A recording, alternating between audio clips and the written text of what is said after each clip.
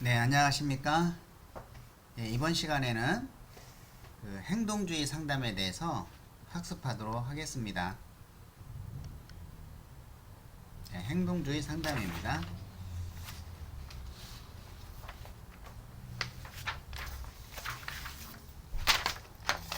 우리가 행동주의 상담을 볼 때 그 어느 한 사람에 의해서 만들어진 이론이 아니다라고 하는 겁니다.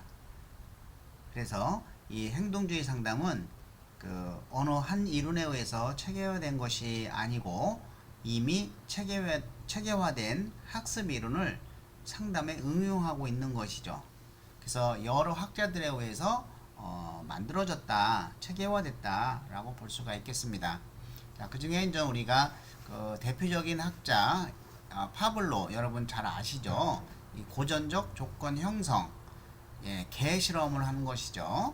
자, 그래서 그 자극과 반응이라고 하는 그 개 실험을 통해서 어떤 고전적 조건 형성에 대한 이론을 만들고,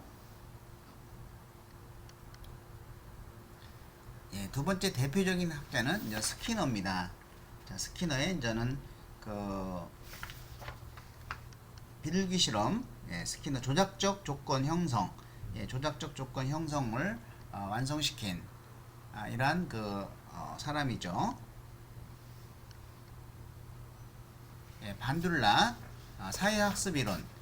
그래서 그 이 행동주의 이론에서는 요 세 명만, 세 가지만 알면 되겠습니다. 자, 엘버트 반둘라라고 해서 이제는 어떤 그 모방, 관찰 이런 것을 중시했던 사람입니다. 그 보보 인형 실험을 통해서 어떤 관찰과 모방에 대한 학습을 이야기했죠. 자, 아이가 보는 앞에서 어떤 그 장난감 인형을 한 사람이 주먹질을 하고 쓰러뜨리고 막 폭력적인 걸 보여줬을 때 성인이 나간 후에 아이를 그 인형 앞에 보였더니 똑같이 성인이 하는 대로 따라하더라는 것이죠. 또 성인이 그 인형을 이렇게 안고 쓰다듬어주고 예뻐하면은 아이도 인형을 안고 쓰다듬어하며 예뻐하는 이러한 어떤 관찰 모방에 대해서 강조를 한 것이 저는 엘버트 반둘라다. 그래서 요 세 학자에 대해서만 우리가 이해를 하면 되겠습니다. 자, 행동주의 상담의 인간관은 뭐 제일 중요한 것이 학습의 법칙에 따른다라고 하는 거겠죠. 자, 학습의 법칙에 따른다. 학습된다. 자, 그리고 그 인간이 어떤 조건 형성의 산물이지 뭐 성선설이라든지 성악설 이런 것은 인정하지 않고 있고요. 자, 인간 행동의 기본적 유형으로 어떤 자극을 주면 반응을 한다라고 하는 이러한 자극과 반응의 패러다임을 주장했다. 자, 자극과 반응의 패러다임을 주장했고, 자, 인간이 자기주도적인 능력을 가지고 있어서 자신의 행동에 영향을 주는 환경을 변화시킬 수 있는, 자, 환경을 변화시킬 수 있는 행동을 취한다고 보는 그 긍정적 입장을 강조하는 방향으로 변화하고 있다라는 겁니다. 자, 행동주의 상담 이론의 기본 가정을 보면 이 첫 번째 가장 중요하죠. 인간 등 모든 유기체 행동은 학습이 된다. 자, 학습이 되고 그러므로 수정이 가능하다라고 하는 것이 가장 중요하다고 보겠습니다. 그래서 그 타인의 행동에 영향을 미칠 수 있다는 것이죠. 자, 학습은 이런 경험과 연습을 통해 행동이 변화되는 과정이고 학습자는 학습 과정에서 능동적으로 반응하는 존재다. 그리고 환경은 자극이고 행동은 그 자극에 대한 반응이다. 그래서 자극과 반응 이론이라고 합니다. 자, 다섯 번째, 인간을 포함한 모든 동물은 보편적 학습 과정을 따르고 학습 법칙에는 연습의 법칙, 효과의 법칙, 뭐 준비성의 법칙, 강화의 법칙, 소거의 법칙. 옛날에 계속 강화를 해서 그 행동이 그 자, 강화 법칙. 설거지를 하니까 부모가 피곤한 것 같아 설거지를 했다. 용돈을 주네. 그럼 계속 설거지를 하겠죠. 그러다가 어느 날 이제 용돈을 계속 안 주기 시작하면 설거지도 서서 안 하게 돼서 소고가 되는, 없어져 버리는 것이죠. 예를 들면 그렇다는 겁니다. 그리고 이제 조건 형성 등이 있다. 자, 학습은 이런 자극과 반응을 연합하는 과정이고, 자, 인간은 좋지도 나쁘지도 않은 상태로 이 세상에 태어났다. 자, 인간의 행동은 생활 환경이 제공하는 어떤 강화의 형태로 그 빈도에 의해서 형성됐다. 그래서 여기서 우리가 알아줘야 될 것은 행동은 학습이 되고 수정 가능하고 자극 반응 이론이다. 능동적이다. 이 정도 기억하시면 되겠습니다.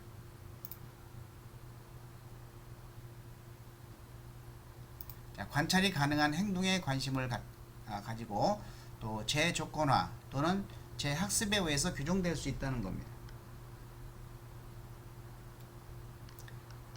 행동치료는 과학적 원리와 절차에 근거했다. 요 과학적 원리와 절차에 근거한다는 거. 그리고 인간의 행동은 유전적 환경이 상호작용의 소산으로 굉장히 복합적이긴 하지만 원칙적으로 자, 예측 가능하다. 행동은 예측이 가능하고 또 현재 행동은 어떤 선행 조건에 의해서 결정이 된다라고 하는 겁니다. 그래서 충동적인 욕구에 의해서 부정형 행동이다라고 하면은 이것은 틀린 얘기죠. 그래서 예측이 가능하고 현재 행동은 어떤 선행 조건에 의해서 결정이 된 것이다라고 하는 겁니다. 선행 조건에 의해서 결정이 된 것이다. 현재 행동은. 그렇기 때문에 이것은 충동적인 욕구에 의한 부적응 행동이 아니다라고 하는 겁니다. 자, 주요 개념을 살펴보면은 자, 행동이란 인간이 행하고 말하는 것이죠. 그래서 타인이 관찰하고 설명하고 기록할 수 있는 겁니다. 이와 같이 행동주의 상담에서는 주로 어떤 외현적 행동을 이해하고 변화시키려고 한 것이죠. 그래서 행동주의 상담은 행동 수정을 목표로 하는 겁니다. 이러한 행동 수정이 기초가 되는 중요한 학습 이론은 파블로그의 고전적 조건 형성, 스키너의 조작적 조건 형성이 있습니다. 이것은 뒤에 다시 한번 설명을 하도록 하겠습니다.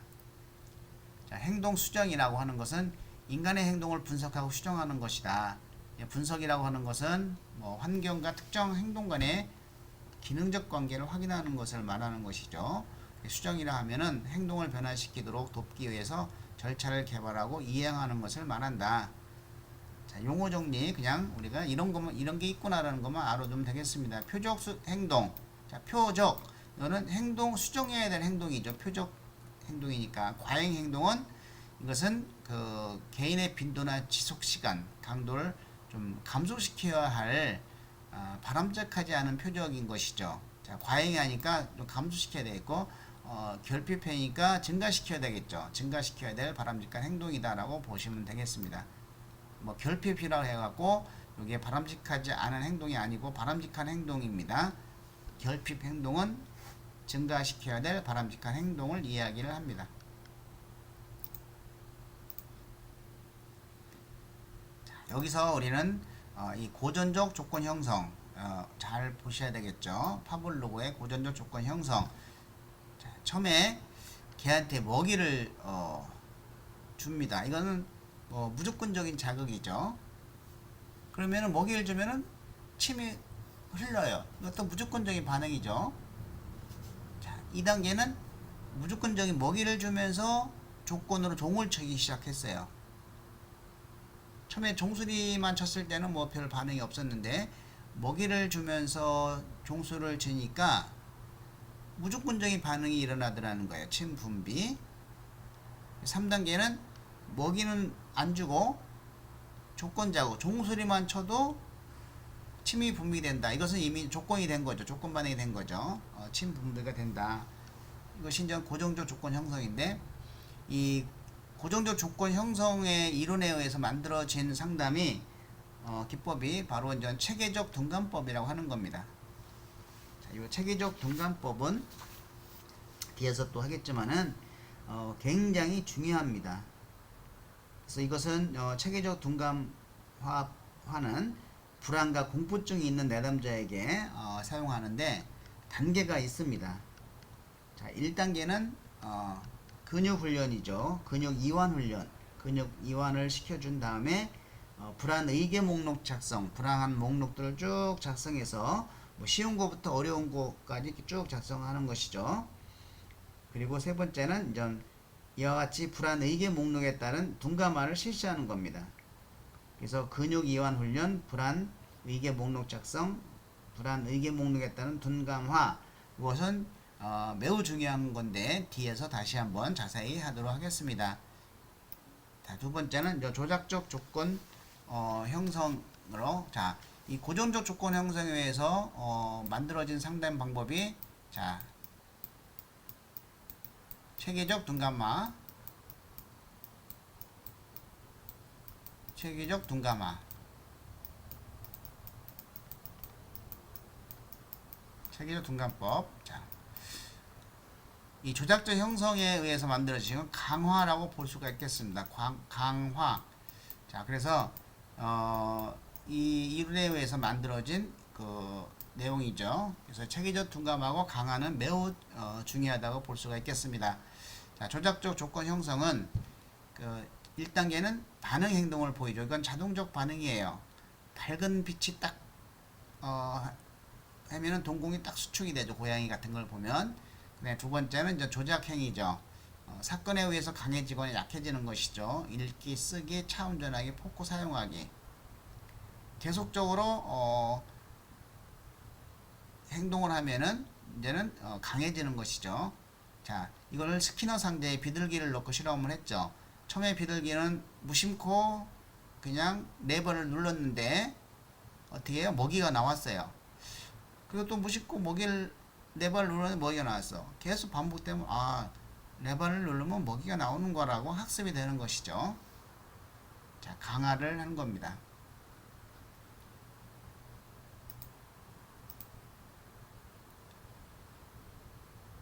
자, 수반성과 강화 및 강화 계획. 자, 이거는 그냥 우리가 수반성이 뭔지, 이것은 자극이 오면 반드시 반응이 온다는 이러한 환경적인 사건이죠. 자극 반응, 그리고 행동 자체 결과가 일어난다. 자, 자극을 주면 행동으로 오고 그리고 결과가 나온다라는 겁니다. 자극과 반응에 대한 수반성이죠. 자, 강화는 요 강화만 알면 되겠습니다. 처벌은 우리가 일단은 그냥 이런 게 있구나라고만 알고 그러면 여기서 이제 계속 강화가 간헐 강화가 있겠죠. 이 부분은 뒤에서 설명하도록 하겠습니다.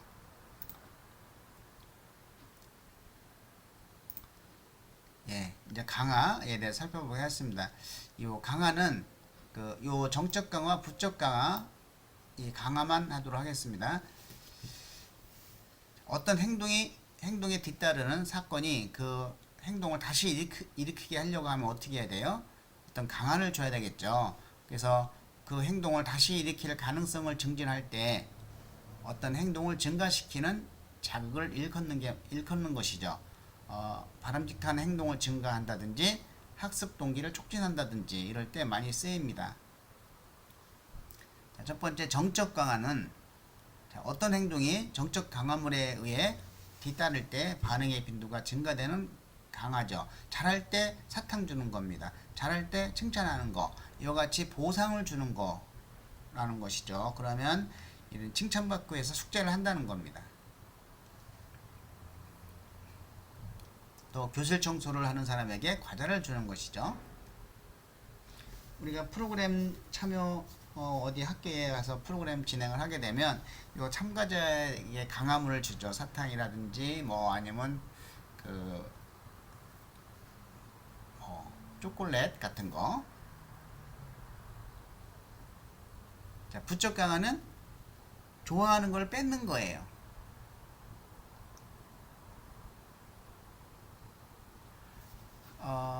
자, 좋아하는 걸 뺏는 것이 아니고, 자, 행동에 뒤따르는 혐오 자극을 제거하는 것이다. 자, 혐오 자극을 제거하는 거죠.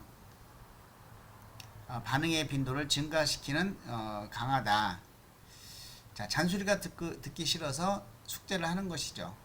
뒤에 숙제 안 하면은 잔소리가 엄청 많아. 그래서 뒤에 혐오 자극인 잔소리를 제거하기 위해서 어떻게 해야 돼요? 숙제를 해야 되겠죠. 또 발표하면은 보충 수업 빼준다. 그 보충 수업 다 하기 싫어하잖아요. 그러니까 발표를 많이 하죠. 자, 이런 것이 이제는 부쩍 강하다. 자, 혐오적인 성격을 지닌 부적 강함을 제공. 이것은 정적 처벌이라는 겁니다. 자, 혐오적인 성격을 띤 부적 강함은 정적 처벌이죠. 여기서 우리가 이제는 처벌에 대해서도 학습을 할 건데 이거는 부적 강화와 좀 비교하기 위해서 예를 든 겁니다. 만약에 뭐 혐오적인 성격을 띤 부적 강화물을 제공한다 라고 하면은 이것은 부적 강화의 틀린 얘기입니다. 반대로 혐오적인 성격을 제거하는 것이지 부적 강화물을 제공하는 것은 아니죠. 숙제를 하면은 잔소리를 계속한다 그러면 안 하겠죠. 자, 이 강화에는 그 연속 강화와 간헐 강화가 있다. 자, 이거를 우리가 살펴볼 필요가 있겠습니다. 자, 연속 강화는 계속 강화인데 계속 강화는 잘할 때마다 주는 거예요. 발생한 모든 반응에 대해서 강함을 주는 것이죠. 그러니까 아이가 숙제를 모두 마치는 경우 TV를 볼 수 있도록 허락을 한다든지, 또 이 간헐 강화는 부분 강화죠. 시간과 비율을 바탕으로 해서 효과적인 행동 통제를 위해서 사용되는 강화라고 볼 수가 있겠습니다. 그래서 네 가지 우리가 요거 기억을 해줘야 될 상황입니다. 고정 간격 계획, 변동 간격 계획, 고정 비율 계획, 고정 변동 비율 계획.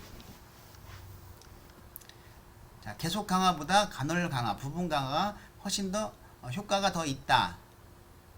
맞는 얘기죠. 자, 계속 강화보다 간헐 강화가 효과가 더 있다라고 하는 것은 맞는 말입니다. 그리고 고정 간격 계획 네 가지 중에서 가장 그 효과가 있는 거가 무엇인지 이것은 뒤에 설명을 하면서 한번 살펴보도록 하겠습니다.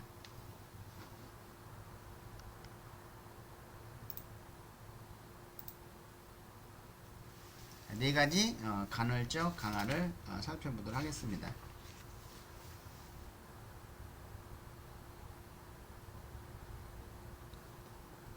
자, 고정 간격 강화. 자, 이거는 말 그대로 간격이 정해져 있는 겁니다. 한 달 되면 월급 나오고 일주일 되면 주급 나오고 그냥 딱딱딱 그때 되면 나오는 거죠. 간격마다. 그래서 요구되는 행동의 발생 빈도에 관계없이 일정한 시간 간격에 따라 강화를 부여해 주는 것이죠. 자, 그래서 이 고정 간격 강화 개인은 행동 수정의 효과가 가장 약한 겁니다. 자, 행동 수정의 효과가 가장 약한 것이 무엇이냐 그러면은 고정 간격 강화 계획이라고 볼 수가 있겠습니다. 자, 두 번째는 변동 간격 강화 계획입니다. 이 간격을 변동을 주는 거예요.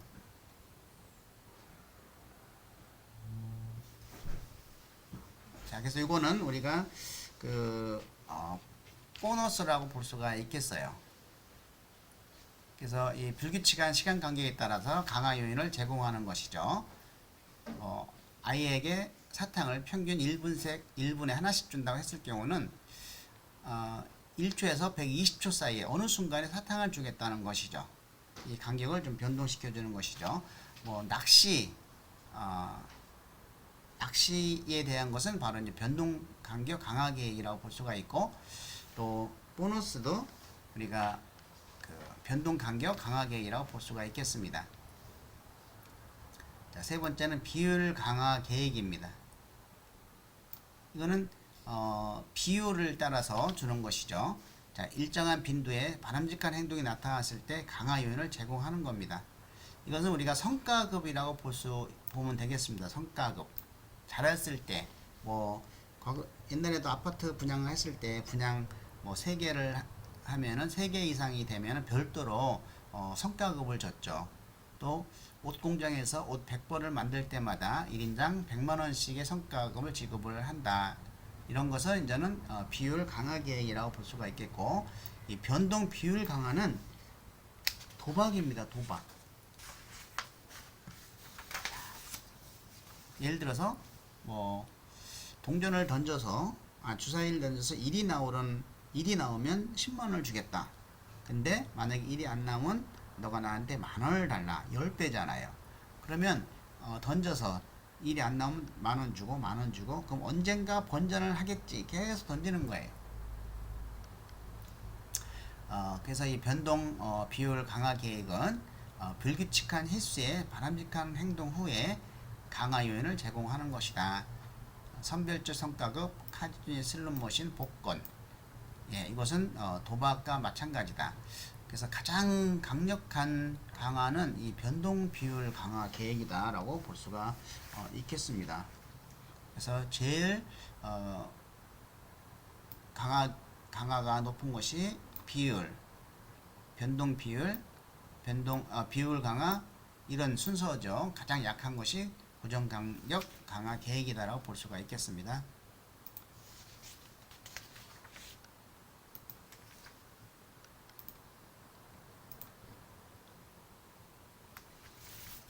자, 처벌은 그렇게 시험은 안 나지만 그래도 한번 살펴보도록 하겠습니다.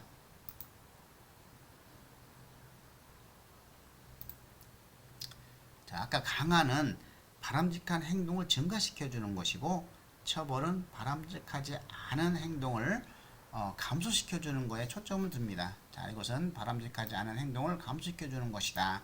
그래서 정적 처벌은 말 그대로 너 이런 거 안 하면 좋아하는 걸 뺏는 것이에요. 그래서 행동이 혐오작용에 의해서 뒤따르는 경우 반응의 빈도가 감소할 때, 자, 예를 들어서 말을 듣지 않고 투정 부리는 아이에게 때리거나 심하게 야단을 친다. 예, 제가 아까 설명한 것은 그 부적 처벌을 설명했네요. 다시 한번 살펴보면은 이 정적 처벌은 그냥 행동이 잘못되면 막 때리는 거죠. 자, 행동이 잘 안 되면 때리는 겁니다. 그래서 말을 듣지 않고 투정 부리는 아이에게 때리거나 심하게 야단치는 것이고, 자, 예를 들어서 장시간 컴퓨터를 하느냐 공부를 소홀히 한 아이에게 매를 가하는 것이 정적 처벌입니다. 바람직하지 않은 행동을 감소시켜 주는 것이죠. 장시간에 컴퓨터를 못하게 하는 것이죠. 자, 부적 처벌은 정적 자극을 제거하는 거예요. 좋아하는 걸 뺏는 것이죠. 너 이런 거 안 하면 인형 뺏을 거야, 컴퓨터 못하게 할 거야, 그런 거죠. 이것이 부적 처벌이다.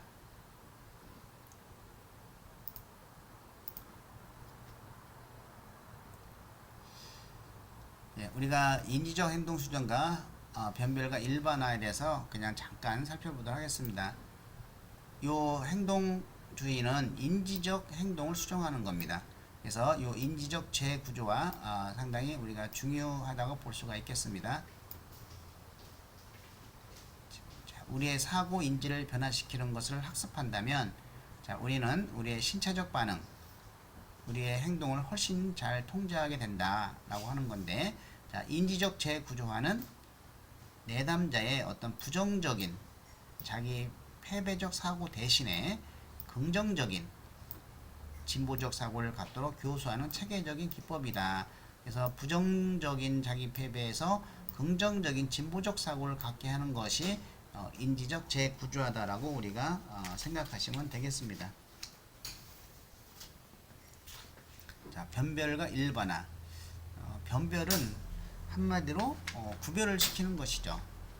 우리가 초등학교 때 빨간불 켜지면 멈추고 파란불 켜지면 진행한다라고 했듯이, 이와 같이 자신이 이전에 학습한 것을 바탕으로 해서 변별을 하게 되는 것이죠. 그리고 일반화는 공통적 속성을 묶음으로써 인식하도록 학습하게 되는 것이죠. 옛날에 우리가 일기 숙제를 많이 했죠. 근데 일기 숙제를 왜 내냐고 하냐면 일기를 쓰게 되면 또 글도 잘 쓰게 된다는 것이죠. 또 산수 문제를 푼다고 하면은 다른 문제도 풀 수 있도록 하는 것이고, 이런 하나를 하면 그것을 다른 쪽에 일반적으로 학습하도록 되는 것, 이것을 일반화라고 하는 겁니다.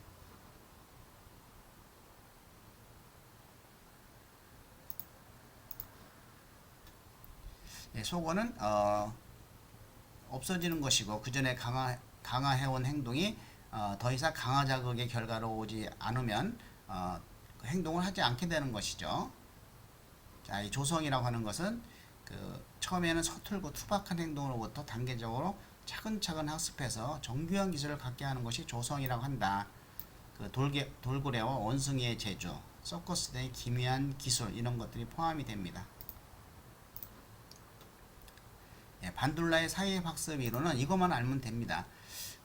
인간은 어떤 모델의 행동을 관찰, 모방함으로써 학습하게 된다. 그래서 보보 실험을 통해서 이루어졌고요.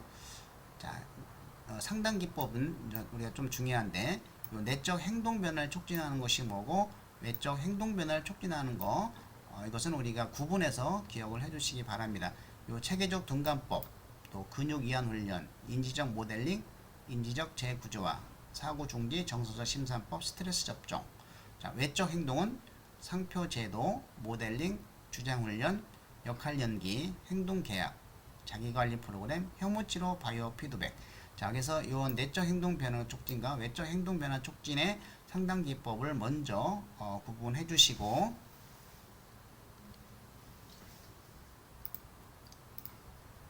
그리고 이제 상당 기법을 살펴보면은, 자, 우리가 요 체계적 둔감법 반드시 기억을 해 주시기 바랍니다. 내담자의 불안 공포 반응을 경감 또는 제거시키는 거. 자, 1단계 근육 이완 훈련, 2단계 불안 의계 목록 작성, 3단계 불안 의계 목록에 따른 둔감화. 자, 하나씩 없애는 것이죠. 둔감화 시키는 것이죠. 그래서 뭐 하나씩 하면은 이불 둔, 날씨가 추워지니까 둔하게 해라. 자, 이불 둔이라고 기억을 해주시면 좋겠습니다. 자, 인지적 재구조화, 이것도 굉장히 중요하니까 아까 설명을 했죠. 긍정에서 부정에서 긍정으로 가는 거. 그 다음에 정서적 심산법, 이러한 내담자에게 실제 장면이나 행동에 대한 정서적인 느낌이나 감정을 마음속으로 상상해 보도록 하는 기법이 바로 정서적 심산법이라고 하고, 스트레스 접종은 이러한 예상되는 신체적, 정신적 긴장을 약화시켜서 내담자가 충분히 자신의 문제를 다룰 수 있도록 준비시키는 기법이 스트레스 접종이다. 여기에 있는 것은 기본적으로 한번 알아두시기 바랍니다. 자, 이 D는 저는 외적인 것을 변화시키는 것이죠. 토큰 경제, 바람직한 행동을 할 때 보상하는 제도죠. 자, 모델링은 대리학습입니다. 그래서 타인의 행동에 대한 관찰 및 모방에 의한 학습을 통해 내담자로 하여금 문제 행동을 수정하거나 학습을 촉진하는 기법이죠. 자, 주장훈련. 내담자의 대인관계에 있어서, 여기 대인관계에 있어서의 불안과 공포를 해소하기 위한 효과적인 치료 기법이다. 그래서 이 대인관계에서 불안을 제거시키는 것이죠. 자, 이거 중요합니다. 또 자기관리 프로그램. 내담자가 자기 지시적인 삶을 영위한다. 자기 지시적인 삶을 영위하게 한다. 그리고 상담자에게 의존하지 않도록 하기 위해서 상담자가 내담자의 지식을 공유하면서 자기의 강화 기법을 적극적으로 활용하는 거, 자기관리 프로그램. 이것도 굉장히 중요합니다. 내담자가 자기 지시적인 삶을 영위하도록 하는 거, 그러면 자기관리 프로그램입니다. 과잉 교정은 문제 행동에 대해서 대안 행동이 거의 없거나, 자, 문제 행동에 대안 행동이 거의 없거나 효과적인 이런 강화 인자가 없을 때 유능한 기법으로 해서 이런 파기적이고 폭력적인 행동을 수정하는데 효과적이라고 합니다. 자, 이 타임아웃 한번 참고로 알아주시기 바랍니다. 내담자가 긍정적인 강화를 받을 기회를 박탈시키는 것이죠. 떠들면 너 복도에 나가서 5분간 손 들고 서 있어, 이런 것이죠. 예. 인지적 모델링은 내적 강화고, 이 모델링은 외적 촉진 기법입니다. 이걸 우리가 혼동하지 않고 기억해 주시기 바랍니다. 예, 장시간 수업을 하였습니다. 이걸로 수업을 마칠까 합니다. 수고하셨습니다.